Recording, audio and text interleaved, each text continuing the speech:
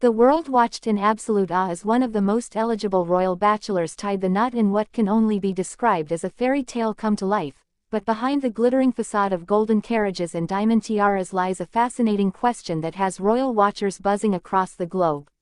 Prince Abdul Mateen of Brunei, the dashing prince who has been dubbed the hottest royal on Instagram with millions of followers hanging on his every post, recently married his beautiful bride Anisha Rasna in a ceremony so extravagant it made headlines worldwide. Yet conspicuously absent from the guest list were two of the most famous royals on the planet, Prince William and Kate Middleton. And before you click away thinking this is just another gossip piece, stick around because the real story behind this royal snub reveals intricate layers of diplomatic protocol, cultural differences, and the complex web of relationships that govern the world's remaining monarchies.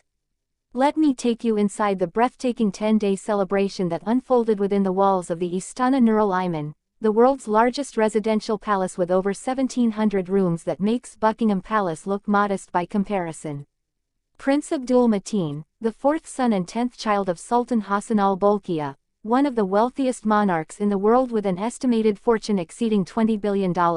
married Anisha Rasna, the granddaughter of a royal advisor, in a ceremony that blended centuries-old Bruneian traditions with contemporary royal glamour. The festivities began with traditional bersiram ceremony where the couple was blessed with ceremonial oils and waters, followed by the bersanding or enthronement ceremony where they sat on ornate thrones as newly married royalty, dressed in matching golden ensembles encrusted with precious stones that reportedly cost millions of dollars. The bride wore multiple custom-designed outfits throughout the celebration, each more stunning than the last, with intricate embroidery, traditional Bruneian motifs, and enough jewelry to fill a museum vault, while the groom looked every bit the Prince Charming in military dress uniforms adorned with royal insignias and ceremonial swords that have been passed down through generations. The guest list read like a who's who of Southeast Asian royalty and international dignitaries, with representatives from neighboring monarchies, high-ranking government officials, and members of Brunei's elite society filling the palace halls, but the absence of British royals, particularly William and Kate who have become the face of modern monarchy, raises eyebrows and demands explanation. Before we dive into why they weren't there, make sure you hit that subscribe button right now because we're bringing you the most comprehensive royal coverage you'll find anywhere on YouTube, and don't forget to turn on notifications so you never miss our exclusive content. Share this video with your fellow royal enthusiasts and drop a comment below telling us which royal wedding has been your favorite, because your engagement helps us continue bringing you this incredible content. Now let's address the elephant in the room, or rather the absence of certain elephants from the palace. The relationship between the British royal family and the Bruneian Sultanate is cordial but not particularly close in the grand scheme of international royal relations. Unlike the tight-knit connections between European royal houses where intermarriage and centuries of shared history create almost family-like bonds, the connection between Britain and Brunei is primarily diplomatic and historical, stemming from Brunei's time as a British protectorate until it gained full independence in 1984. This means that while there's mutual respect and occasional state visits, there isn't the kind of personal friendship that would warrant an invitation to what was, despite its grandeur, ultimately a family wedding rather than a state occasion requiring international royal representation. Prince Abdul Mateen himself, despite his massive social media following and international fame, holds a relatively modest position in the line of succession, being the 10th of 12 children, which means his wedding, while spectacular, wasn't classified as a major state event requiring heads of state or their representatives. Compare this to when Prince William married Kate Middleton in 2011, that was a future king marrying his future queen consort, an event of constitutional significance that required the presence of foreign royals and dignitaries, or when Prince Harry married Meghan Markle, still a senior royal at the time whose wedding carried weight in international diplomatic circles. The protocol surrounding royal wedding invitations is incredibly complex and steeped in tradition, with considerations including the rank of the person getting married, the nature of diplomatic relationships between nations, whether the event is classified as a state occasion or private family matter, and reciprocal invitation histories between royal houses. There's also the practical matter of the British royal family's incredibly demanding schedule, particularly for working royals like William and Kate who represent the monarchy at hundreds of events each year. Every appearance must be carefully weighed for its diplomatic and public relations value, and with limited time and resources, they simply cannot attend every royal wedding around the world, even those of wealthy and prominent royal families. The couple has to prioritize events where their presence serves British interests, strengthens crucial alliances, or fulfills constitutional duties, and while Brunei is certainly an important Commonwealth realm and trading partner, the personal wedding of a prince who isn't in direct line for the throne simply doesn't meet the threshold for their attendance.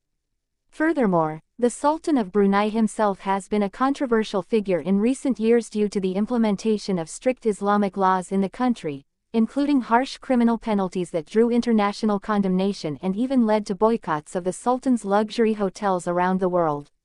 While the British government maintains diplomatic relations with Brunei, having senior members of the royal family attend such a high-profile celebration could be seen as either endorsing or making a political statement about these policies, something the carefully neutral British monarchy works hard to avoid. The royal family must walk a tightrope between maintaining diplomatic courtesy and avoiding situations that could embroil them in political controversy, and sometimes that means politely declining invitations even to spectacular events.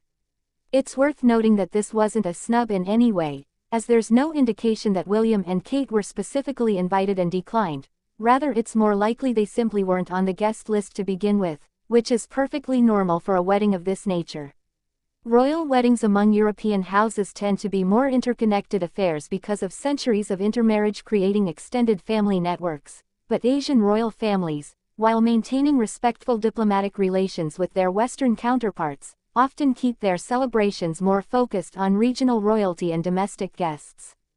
The wedding did include representatives from neighboring monarchies including members of Malaysian royal families and other Southeast Asian dignitaries who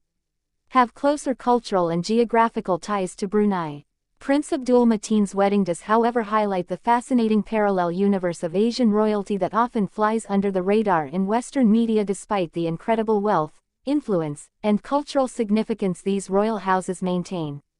The Sultan of Brunei's family lives a lifestyle that makes even the wealthiest European royals look modest, with a car collection reportedly numbering over 5,000 vehicles including custom gold-plated Rolls-Royces, a private Boeing 747 with gold-plated fixtures, and palaces filled with priceless art and jewels. Yet because they maintain a relatively low international profile compared to the constant media scrutiny faced by British or European royals, many people in the West remain largely unaware of their existence until events like this wedding capture global attention. The prince himself has cultivated a more modern public image than many members of his family, using Instagram to share glimpses of his life as a military officer, helicopter pilot, and polo player, drawing comparisons to Prince William and Prince Harry in their younger days.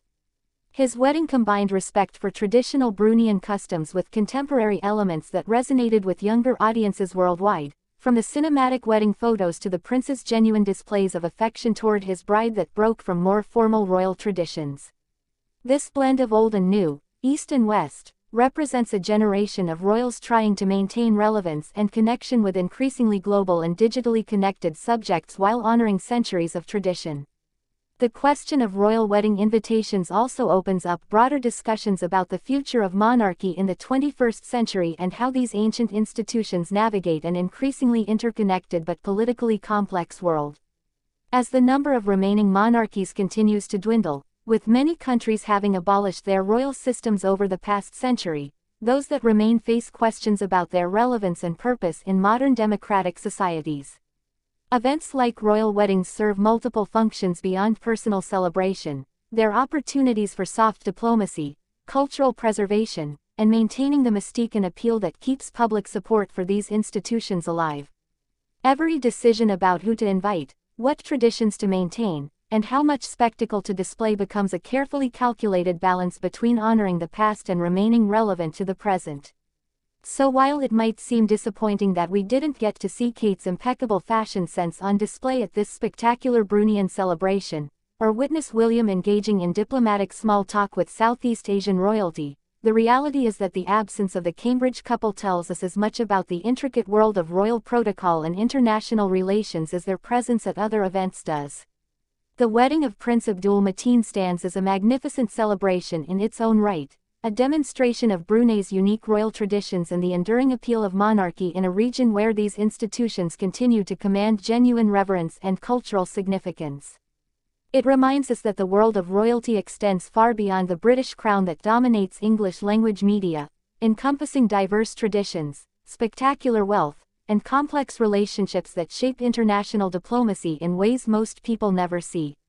If this deep dive into royal protocol and the fascinating world of international monarchy has piqued your interest, make sure you're subscribed to our channel because we're constantly bringing you the stories behind the stories, the details that other outlets miss, and the context that helps you understand why royals do what they do. Hit that like button if you enjoyed this video, share it with anyone who loves royal content, and most importantly, drop a comment below with your thoughts. Have you been following Prince Abdul Mateen on social media? What do you think about the different approaches to royalty between Eastern and Western monarchies? Your comments fuel our community and help us create even better content for you. The lavish celebration in Brunei reminds us that in an age of supposed equality and democracy, there remains something undeniably captivating about the pageantry, tradition, and yes, the sheer extravagance of royal life, whether it's happening in London or halfway around the world in a palace most of us will never see.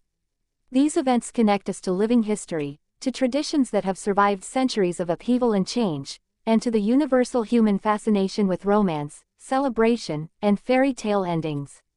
Prince Abdul Mateen and his bride Anisha may have celebrated without William and Kate in attendance, but their love story captured hearts worldwide nonetheless, proving that royal magic transcends borders, cultures, and guest lists. So here's the final question that I want you to ponder and discuss in the comments below. As the world becomes increasingly interconnected and younger generations of royals grow up in a global digital culture, do you think we'll see more integration and friendship between royal families from different continents and cultures, or will traditional regional and historical boundaries continue to define these relationships, keeping Eastern and Western royalty in their separate spheres?